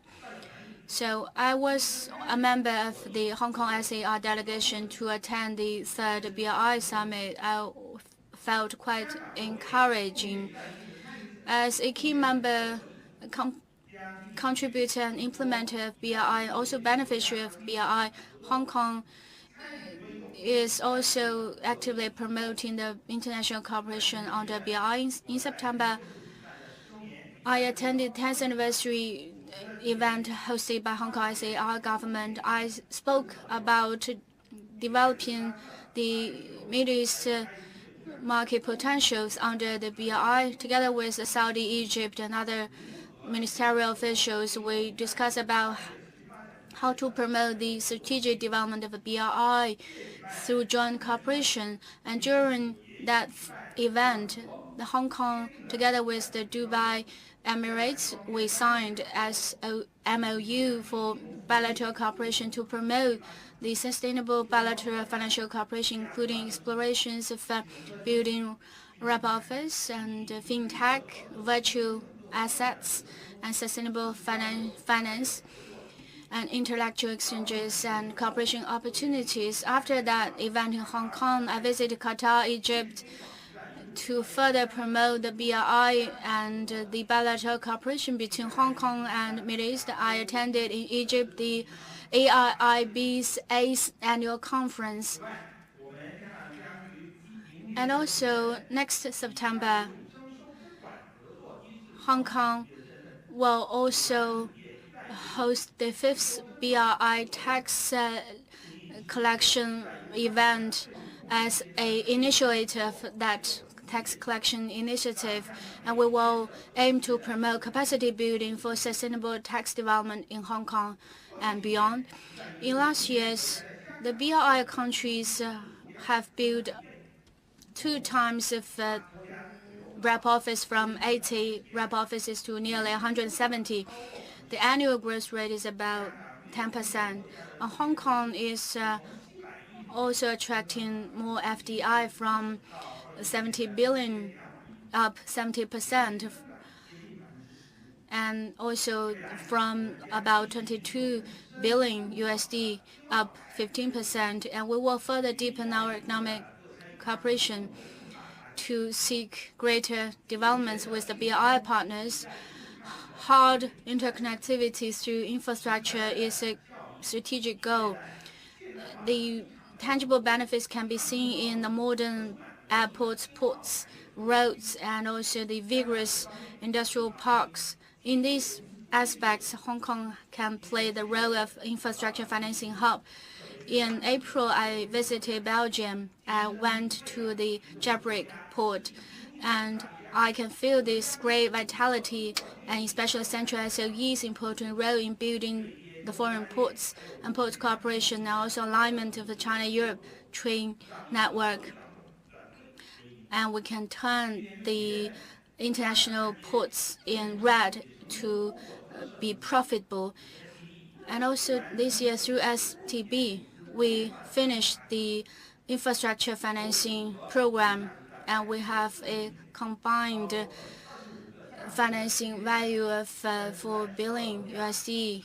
And this program covers 12 countries and 9 sectors, including 100 million USD of sustainable financing notes, including sustainable energy projects. Each year we can save 260,000 tons of CO2. It can also cover some sectors like education, ICT, which can help relevant countries to provide their vulnerable groups with more access to education and improved transportation facilities. We look forward to more infrastructure financing to be completed in Hong Kong. With the more and more countries of the BRI are using RMB, their economies are also in need of RMB risk management and financial risk management. Hong Kong is the world's largest offshore RMB funding pool and payment center. We also have the deposit services center, funds and securities and forward products, futures products. So we have this adequate risk management toolbox to serve the BRI countries to constantly improve their RMB financing investment needs and also to promote RMB internationalization. For example, with the lower interest rate of RMB, the BRI countries can also explore to issue RMB nominated green bonds or social bonds. Through the Hong Kong market, we can introduce more green capital, international capital. And this year we launched the Hong Kong dollar and RMB by currency service. And we also provide this multiple currency counter service. Together with Hong Kong's financial entities, we will also include RMB into the Hong Kong stock pass. This will be a great drive for the issuance of RMB bonds. With the improvement of our services, either for financing or investment, the BRI countries can enjoy a greater level of financial opportunities in Hong Kong. In this connection, Hong Kong can contribute greenness and green sustainable financing services. It is estimated that in the coming 30 years in Asia, there will be 66 trillion USD of climate-related financing funding, and we will become a green financing center, and Hong Kong is enjoying a unique advantage in this aspect. Last year, we issued bonds, loans, and securities under the green development with over 80 billion USD, up 40%. And Hong Kong's issuance of the green bonds accounts for over 1/3 of Asia's total, and it tops in Asia market. And Hong Kong SAR is promoting low carbon transformation in many aspects. And we can share with the BRI countries about our experience and promote cooperation. For example, before 2035, Hong Kong's CO2 emissions will be halved, and before 2050, we will realize carbon neutrality. Second, we will use financial tools and introduce private sector to promote transformation. Since 2019, SAR government has issued about 24 billion USD of green bonds, government funds, and in the first half of this year, we issued 2 rounds of RMB, Euro, and USD nominated green bonds, and now we are the largest ESG issuer in Asia. We're also happy that our government has issued offshore RMB local government bond, including green, blue bonds, sustainable development bonds, and social responsibility bonds. Number 3, as President Xi announced about the green investment principle for BRI, by 2030, we will carry out about 100,000 person times of training for our partner countries under BRI. And together with our partners, we will cultivate green professionals for our partners. Ladies and gentlemen, BRI refers to the Asian Silk Road. It has gone through the first prosperous 10 years. It is now marching towards the next 10 years. And on this major platform of cooperation, Hong Kong is always there. And we are one of the constructors of the platform, and also solution provider and promoter of idea exchange. In the future, together with the partners, just by following President Xi's instructions, the 8 action plans to deepen our cooperation, to discuss a better future, to work out more business opportunities. Thank you.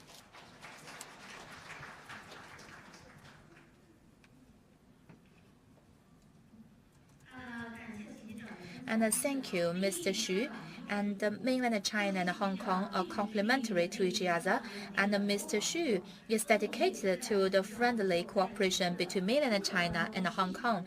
We do hope that Mr. Xu keep supporting the construction of mainland China and make greater contribution to BRI. Now, I'd like to invite General Director of the Belt and Road Initiative Center of NDRC of China, Mr. Zhai Dongsheng, to give us the next keynote speech.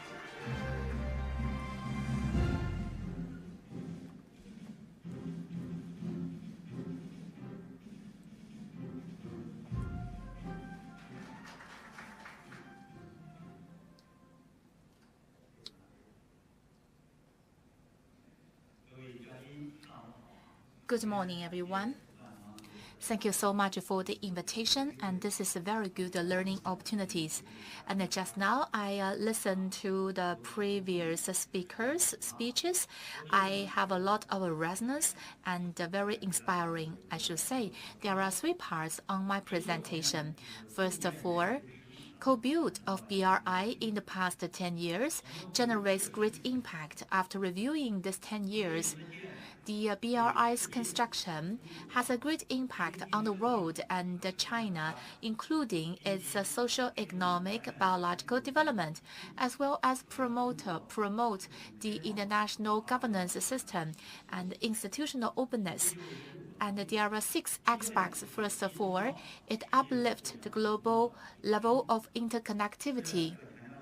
I want to emphasize on the comprehensive connectivity, take the hardware and the trade investment as the forerunner, and also we have a soft connection such as standards and people-to-people communication. We know that the regional cooperation, one of the prerequisites is the connectivity. And the foundation for global economy is the connectivity. Therefore, BRI can orderly restore and promote the globalization of the world economy. And the BRI is mainly carried out by China. But we know that it not only benefits China, but also benefits the host countries as well as the EU and US or the whole world, because the better infrastructure can better improve the business environment and lower the investment cost and the trade cost with higher efficiency. and the BRI Yaji Railway, and assisted by China, as OPIA, and from a landlocked country to a land-connected country. And by now, there are 8 industrial parks, and I should say, and it has become an industrial economic. And also we have China-Laos Railway. That is a similar situation. The Laos used to be a landlocked country, but now it becomes a land-collected country. And the other one is Croatia Bridge. And before 2018, and these 2 places, they have to see each other and separated by the ocean. They have to go through the other countries. And after bridge, and the 2 regions are really connected. And it used to take 3 hours, but now only 3 minutes. And that is a cable of communication. And China have the road go through the Himalayas. And before this is available, and Nepal has to be connected through India. And after it is available, and they can have direct connection with China and directly go into Europe and others. And so the communication latency really minimized, and also have a higher level of security and efficiency. The second aspect is the fully tap the potential of economic trade investment. With BRI, we really promote it to a new regions and new areas. And therefore, the scale of investment of the economy really enhanced. And we could fully experience that in the recent years next to us in our market. And we see we have cherries from South America, and also we have different species that are imported from different sectors, such as Tunis from the other countries, and it expands the market through connectivity. The other thing is that the BRI's construction plays a significant role promoting China's export. More importantly, focus on importation. In 2017, the first summit, one of the main results is China declared to organize, and the CIIE, it has been organized for 6 sessions. It is a global event. The other thing is about road construction, really promotes overseas industrial parks, and China now built 70 industrial parks, and already becomes the economic social development core players.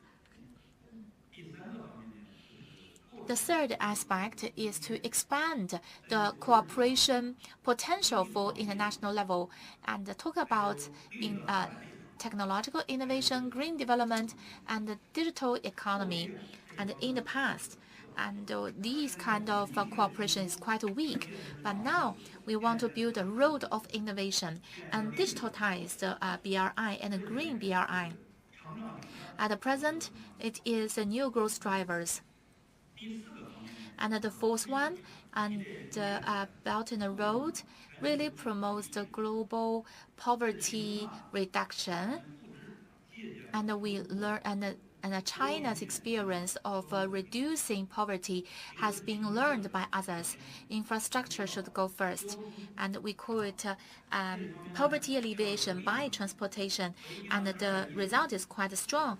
In 2016, Sri Lanka, the first thermal coal-based power generation plant, at its opening day, the president of Sri Lanka declared the whole country can lower the price of electricity and oil, and that is a very strong result. The other thing in the project investment and really creates employment opportunities. And in many countries, you know that one employment of one family means the poverty reduction for the whole family.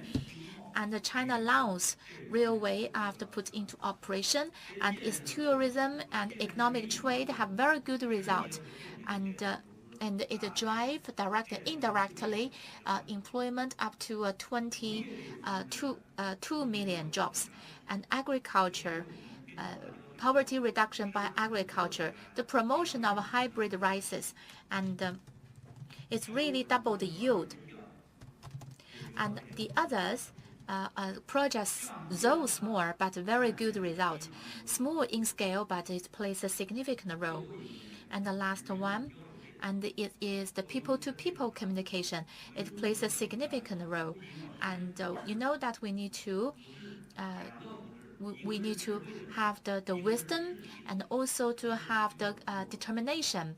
And both need people-to-people communication. The fifth part, and we should not only think about the contribution to the world by BRI, and the contribution to China's development is also significant. And especially, we have a higher level of openness, and the BRI, and to a large degree, really make up for the shortcomings in the past 40 years of reform opening up. In the past, we focus on the commodity export and introduce foreign capitals. But in BRI, and we emphasize we need to import products. And it's really balance our trade and our investment. And the other very important aspect is that with BRI, and we emphasize the surrounding countries' connectivity by infrastructure.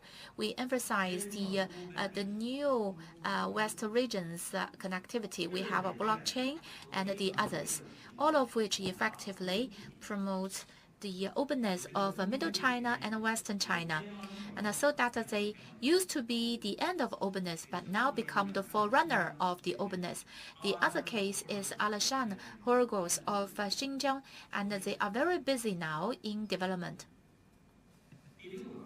The sixth aspect is that the Belt and Road construction really promotes the global governance becomes more rationalized, and it becomes to the right direction.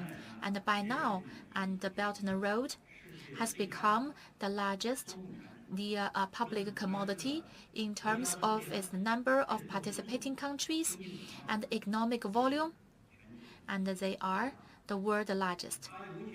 And especially, it effectively improves the large countries and emerging countries, the power of speaking. And in building BRI, and we also form a series of multilateral cooperative mechanisms, and including the rule. And for example, the expressway, China's thermal power, nuclear power, wind power, cross-border e-commerce, and all of which lead global change. And China standards, international standards, international standards, and China standards.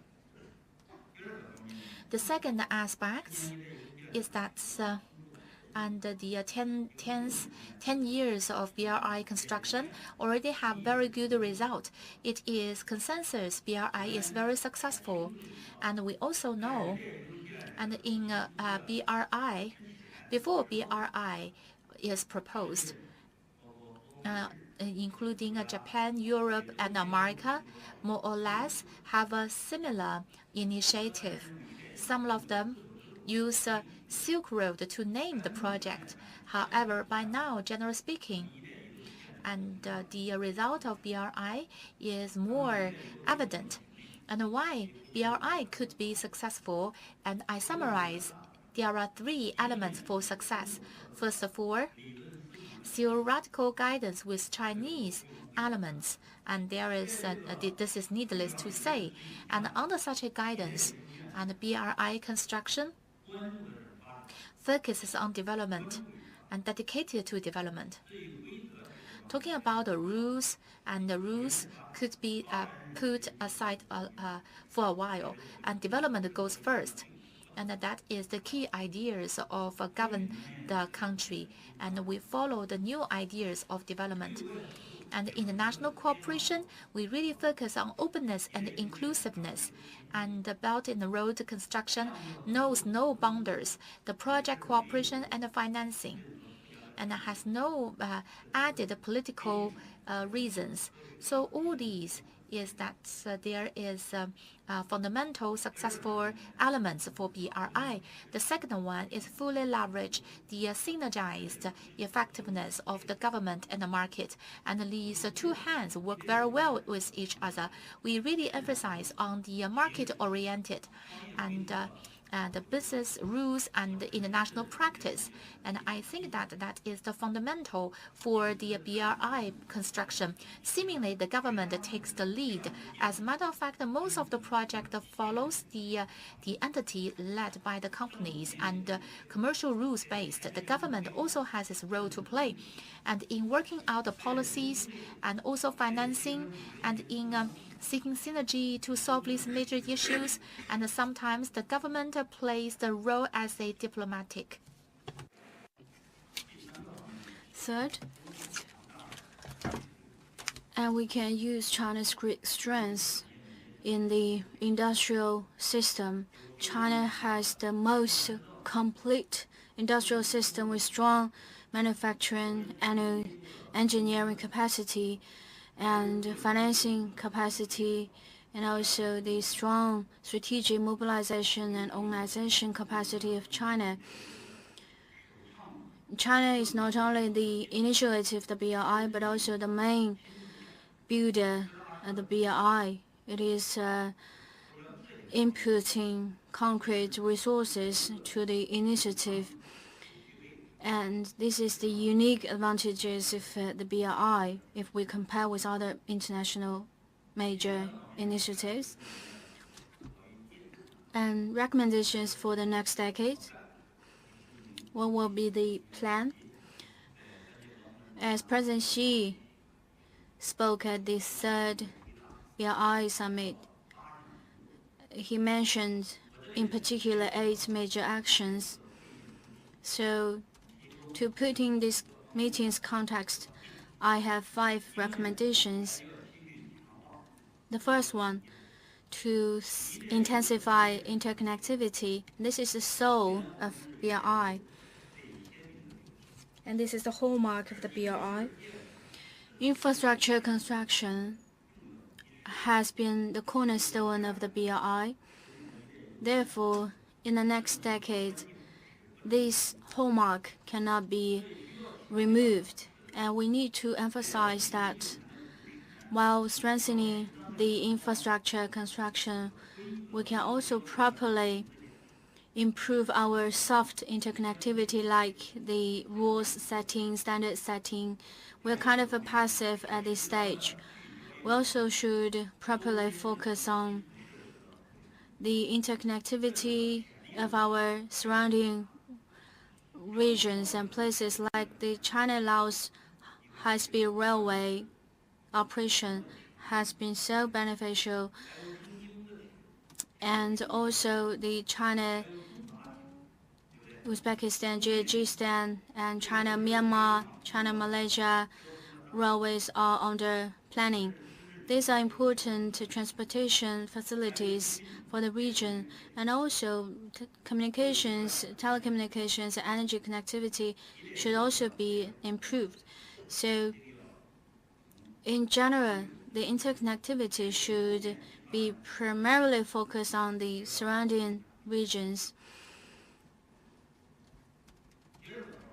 Number 2, we need to deeply cultivate the emerging areas with great potentials. And now China has very concrete technologies and new technologies for new business formats. Together with our partner countries, we can have a high level of complementarity. They are also badly in need of these technologies that China now has. And also number 3, we need also to improve the vigor and vitality of the BRI. We should enhance China's high-end, high-caliber international service level. This is where we really to improve. For our Chinese overseas companies like asset valuation lawyers at the high end, they are actually in short supply. We are using a lot of high-end evaluation professionals and lawyers from the West countries. So we need to further improve the localized service. We should also fully capitalize on the advantageous resources in Hong Kong and Macau. Hong Kong and Macau enjoy the natural bond with the mainland in language and culture and in many ways. And the two SARs are enjoying unique advantages which are yet to be fully unleashed. Hong Kong has been quite active in this way. And just now we heard from Hong Kong's colleague. They have their very mature expertise. And how can we combine Hong Kong and Macau's intellectual resources with mainland's manufacturing engineering capacity? By drawing on international experience, we should also build our own competitive international team for NGOs. And so in terms of coping with COVID and in terms of creating a good public opinion atmosphere, that is very necessary. So we need such a strong team. Number 4, we need to promote diversification and internationalization of financing and also investment. Many of the speakers mentioned this point. A common consensus is that we now have very monolithic financing investment modalities. And my colleagues also summarized the features of the current mode. I can't agree with him more. And so this is a strong consensus, and this is an area that we need to make further breakthroughs. Diversification and internationalization should be imperative for the BRI. So as CIC issued a first half report where it mentioned that for the BRI's investment, banking loans account for 73%, and 2 policy banks and 4 commercial banks accounts for over 80% out of this 73%, and the direct financing accounts for 22%. And also, the direct investment involves the businesses' direct investment, but financial institutions' share only accounts for 22%. Therefore, it means that we need to fully mobilize the roles of multilateral banks, MLBs, and also we should mobilize the participation of private sector.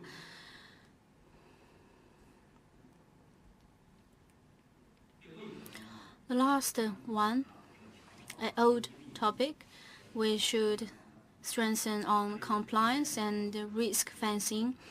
We should strengthen the ownership responsibility and the oversight responsibility of the authorities. In this complex context with profound changes, compliance and risk fencing are quite important. So with that, I wrap up my speech. Thank you.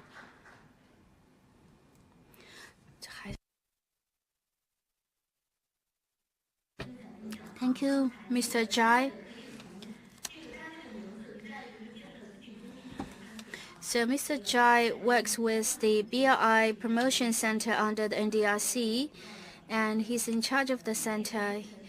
In his speech, he mentioned about NGO's role. Then AFCA is such an NGO. Hopefully, we can expand our cooperation with your center. And now we would like to invite VP of Beijing Stock Exchange, Mr. Li.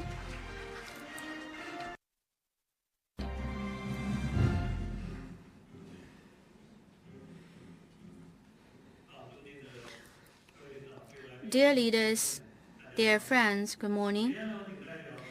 On behalf of the Beijing SE, I'd like to congratulate on the convening of the forum. This year marks the 10th anniversary of the BRI. A lot of signature and landmark projects have been rolled out, and a slew of small yet smart projects have been implemented. SMEs are contributing over 70% of the innovations in China, and among the total trading volume, SMEs accounts for over half. Beijing SE is committed to promoting innovative development of SMEs, and we are also providing new roadmaps and pathways for the financing services support for the SMEs. As our speakers mentioned, that indirect financing is quite limited and direct financing is quite a lot. So in the coming days, we also aim to improve the ratio of financing services to the SMEs for the BRI. So regarding the high-level construction of the BRI, Beijing SE has been seeing a lot of progress in helping the SMEs, and we are promoting the new market building, the new infrastructure financing, and we are also promoting the factor elements to be channeled to serve the SMEs. Number one, we are actually unleashing the vitality of SMEs. We have over 228 members, and we have 47 billion yuan of market cap.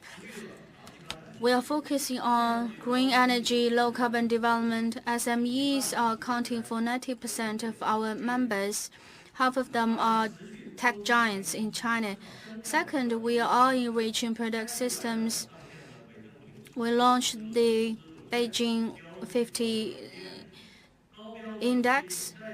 We are also promoting the securities market construction and normalized issuance of state bonds and local government bonds, and we have issued about 3.8 trillion yuan of bonds in total.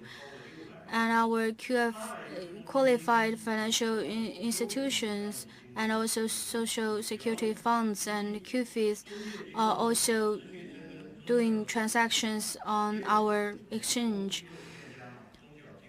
And we have seen that SMEs are accelerating in their development. And number three, improving the governance of listed companies.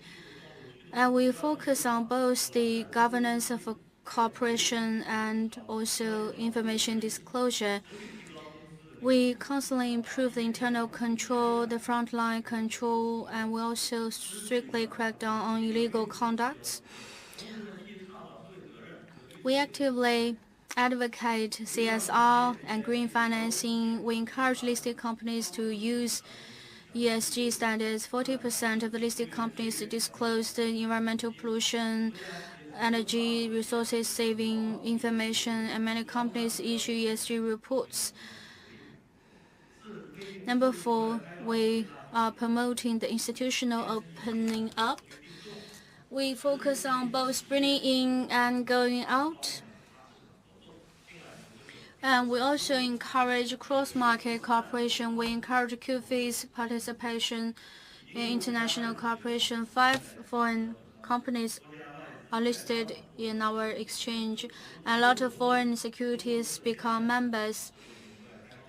And we are accelerating our openness process in the first half, and we also authorized the foreign information service providers to issue our information. Yesterday, we hosted the Beijing SE International Investors Meeting to introduce our market information of the new opportunities of the Chinese financial market. Our members' units are more actively participating in the BRI. Using the hub role of the SAE, our members are participating in trade cooperation and infrastructure interconnectivity. In the first half, more than 1,000 companies participated in BRI, and a lot of listed companies signed agreements with the BRI countries. And many listed companies participated in infrastructure construction, cross-border industrial cooperation, science-tech cooperation.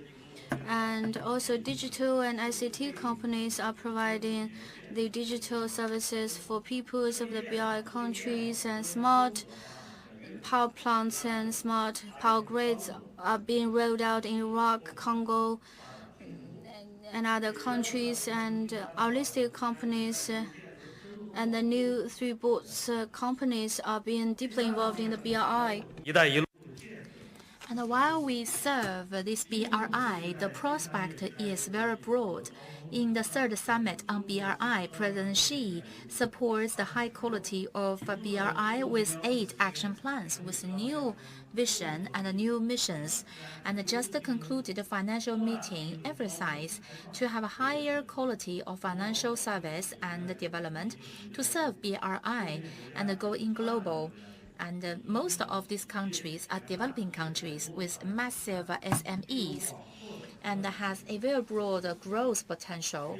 And on September the 1st, the CSRC has the suggestion to build a high quality of Beijing Stock Exchange to enhance the market construction. And in the future, we will implement the 8 action plans, and also and especially to serve the real economy and solidly to promote the high-quality development of market, to guide different projects and funds to promote this development, and also to promote the win-win result. And there are several aspects of our reform. First of all, to have better service capabilities to serve these companies, and those qualified companies with IPO could list it at the Beijing Stock Exchange to attract a group of companies to be listed in a Beijing Stock Exchange, to have a higher level of quality and efficiency, enhance the corporate governance, to help them to make innovative pathway so that global investors can have their prospect and have trust to make investment. Secondly, the balanced investment. We will promote individual investors, the public and private equities, and to involve them to optimize the structure, to expand the team, and better leverage the service and make to finish the dividend payment and the different ways so that payment the investment and also the financing two sides could be met. Diversify the product to create a very sound ecosystem. We will have the bonds secondary market handling and to expand the index-based investment study, to have an advanced index and to have a cross-border index. And we can have a more offering of the indexes covering the bonds, securities, and whole sectors, and fourth, to enhance international cooperation and to promote a high-level development, and high is an important part of it. And also we will leverage these test fields and to explore and the market openness, international cooperation, and to have to expand and the coverage of the Beijing Stock Exchange, their guests, to build the BRI is now into a new stage of high development, and will serve national strategy, real economy as SME as our mission, to leverage our role to engage more elements, resources into BRI, and we are more than happy to work with you to develop and to discuss the new ideas to engage into the BRI from the perspective of a Beijing Stock Exchange. Thank you.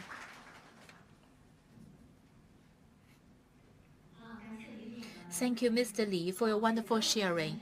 And the Beijing Stock Exchange, though very young, has the 3 new boards, and the Beijing Stock Exchange 2 functions in one.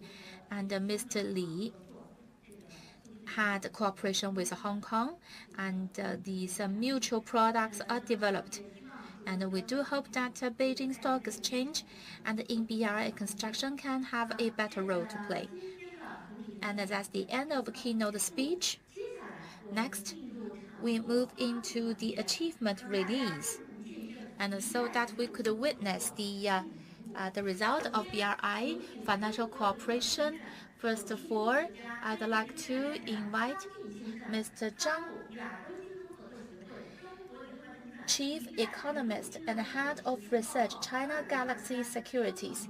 He is going to give us the Asian Financial Cooperation Association, China Galaxy Securities, Belt and Road Financial Cooperation Practice Report 2023, ASEAN Special Report.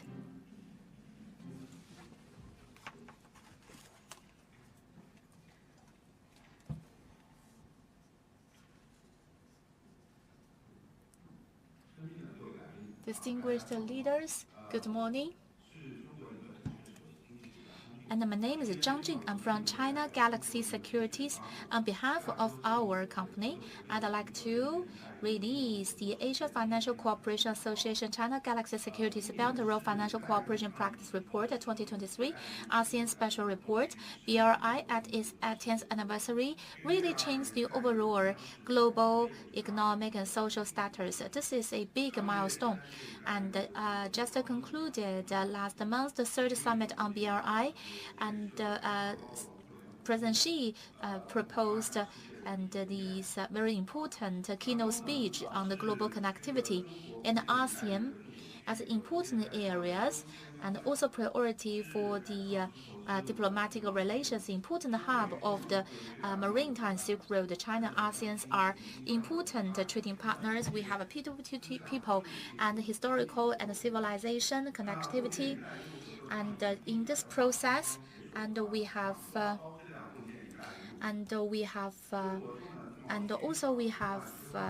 to upgrade RCEP and a lot of major strategic opportunities, and it brings real benefits and safeguards the good momentum of the regional development. And China ASEAN already become one of the classic representative of success. And the two sides will build a closer China ASEAN shared community. And Security Galaxy Securities is a service provider. Ever since the BRI is proposed, we actively respond to the national core, integrate resources, leverage the role of investment bank, and in BRI countries we build comprehensive financial system. And on top of that, China Galaxy Securities is able to provide solid financial support and to promote China and ASEAN financial sector, make great contributions. And under such a background, we have this AFCA, the CGS Belt and Road Financial Cooperation Report, and there are several parts. First of all, the development status quo of Southeast Asia, and the second, the China ASEAN company going global and introduce foreign elements. Thirdly is the cooperative cases. First of all, if we look at the China and ASEAN, economic development is deepened, especially the economic performance of ASEAN is very highlighted. And take 2022, for example. The 5 countries ASEAN 2022 GDP grew by 5.5%, which is the highest ever since 2013, and much higher than the global average, including developed economies and emerging markets. And the other thing is Malaysia and Vietnam and the Philippines, and which is the farthest, and the 8% on average. And the other thing, and for 14 years, and we have and ever since 2022, and we have become the in terms of ASEAN and China, the trade development, and it has been growing. And the other thing is in the investment, and the two-way investment is increasing. And in 2022, direct investment from China to ASEAN has been $154.6 billion, accounting for 5.6%. and also 8.4% of the existing investment, manufacturing and the leasing, and also the retail.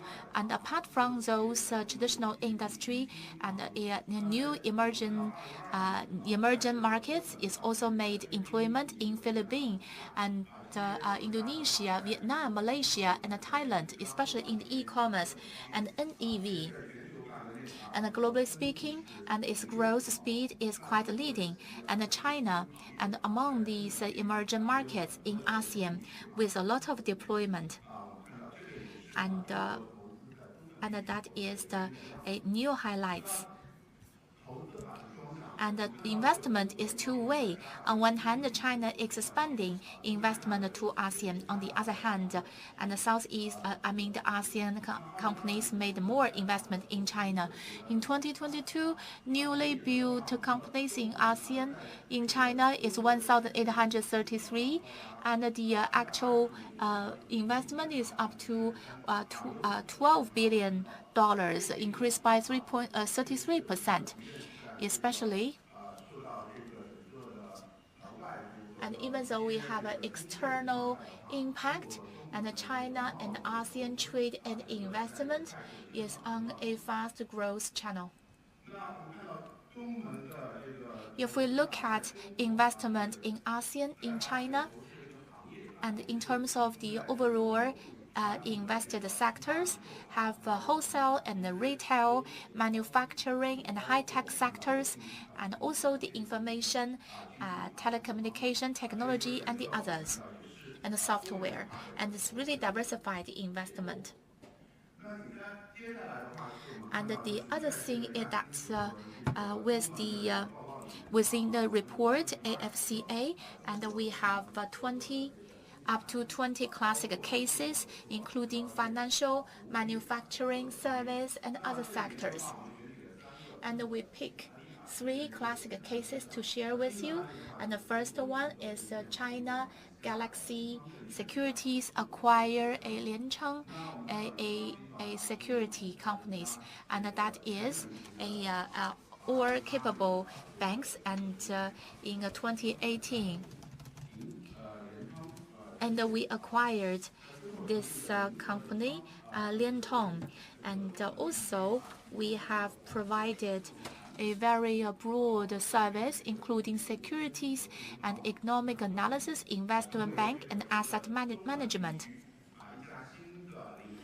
And becomes a leading service provider in ASEAN. And that is a classic case. And case number 2, and the Bank of China to help the Jakarta Pengdon Railway, and that is a very important milestone project. And we know that is a specific case, successful one in infrastructure, and it's connect Jakarta and Bandung, and it is the first Southeast Asia high-speed railway. And after it's put into operation, it provides a great impetus. And we actively China's bank, and have a lot of advanced management, including the financial ones, and that is. In the infrastructure cooperation, it is a typical case.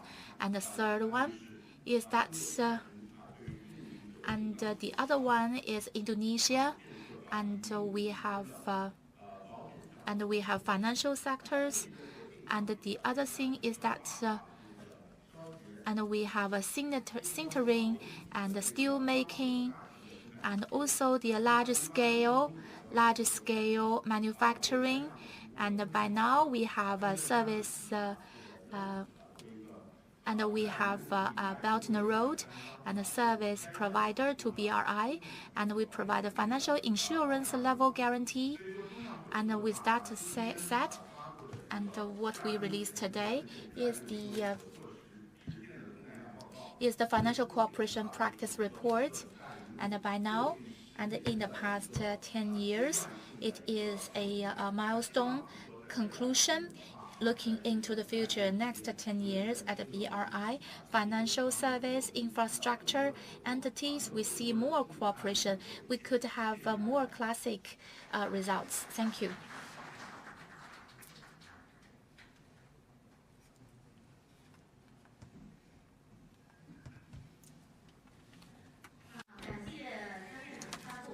Thank Mr. Zhang. And now we would like to invite the representatives from SGX, CGS, CIMB, and Fugo Fund for the launch of the Galaxy Fugo CSI 1000 Index ETF.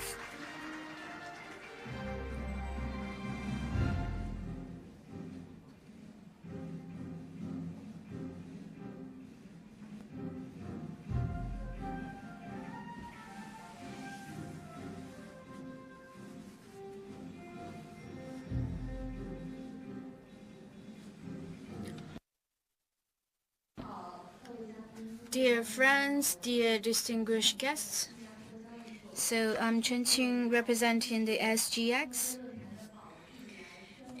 Using this important venue of FSF, we are here to launch the Galaxy Fugo CSR 1000 Index ETF. This morning, we actually launched this product, this ETF in SGX. And this is for the fund to be first launched in overseas exchange. And it witnesses another milestone of Belt and Road interconnectivity. And we share with you the short video of this morning's launching ceremony.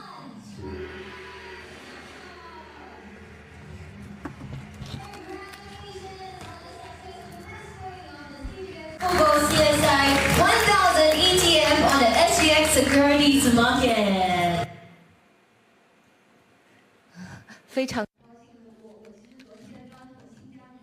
Yesterday, I actually flew from Singapore to Beijing, and I missed that ceremony.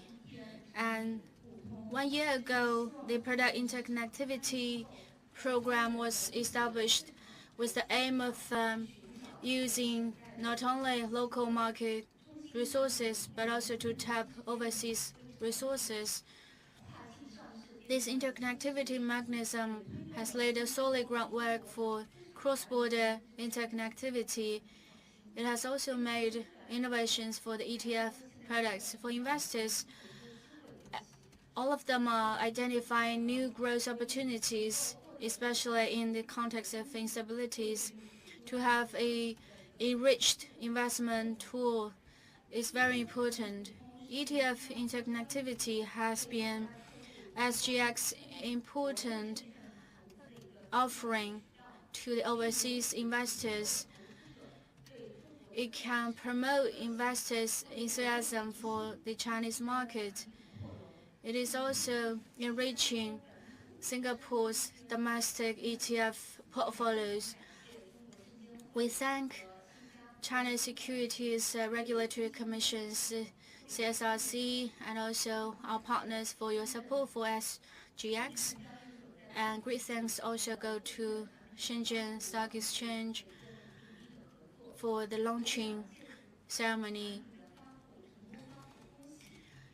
So I'd like to congratulate on CGS, CIMB, and Fugo funds for their strong partnership. So I'd like to invite the leaders of the two institutions to speak a few words. I'm Group CEO of CGS CIMB Securities. We are a wholly owned subsidiary of Galaxy Securities.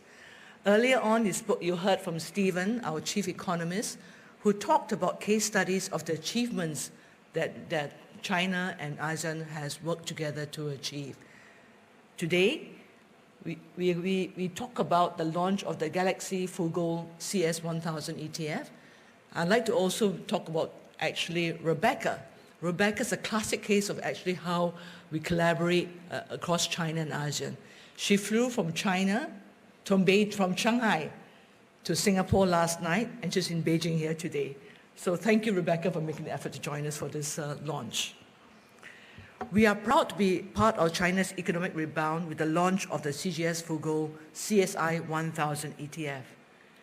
Beyond a strong economy, vast consumer market and government support, China's technological advances, infrastructure development, and access to global supply chains further enhance its appeal as an investment destination.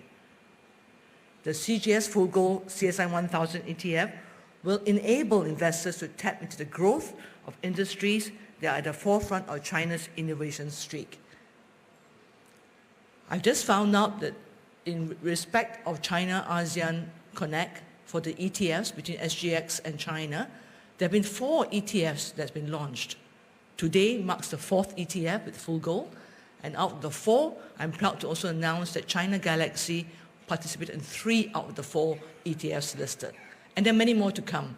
So we look forward to that day. Thank you very much, and over to you, Rebecca. Thank you, Carol. 尊敬的各位领导，各位 Dear leaders and dear friends, I'm Ferry from Full Gold Fund. We're so honored to introduce to you about a key fruit of our BRI cooperation, that is the CSI 1000 Full Gold and CGS ETF. And this is 1000 ETF, and this fund can provide investment alternatives for global investors and emerging markets. The ETF contains electronics, healthcare, science-tech innovations, and petrochemicals, and non-ferrous metals, mechanic engineering.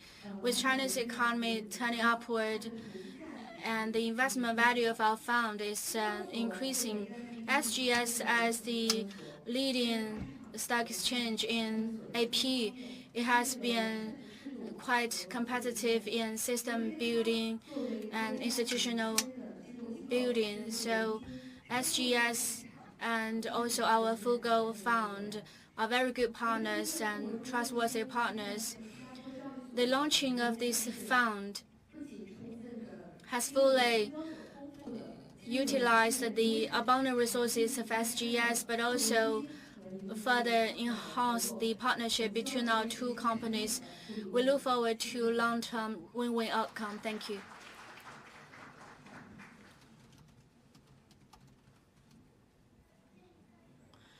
So how about the 3 of you stand in front of our board? And yeah, we can kind of take a photo with that background.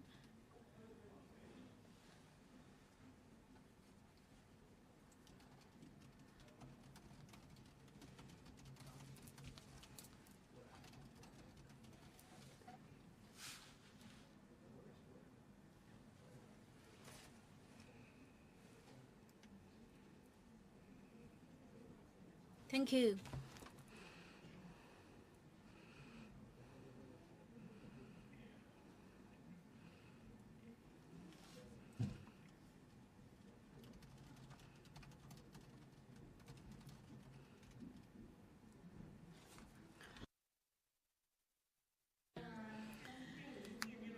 Yeah, we're so honored to witness the launching of the fund. And now we will come to the roundtable discussion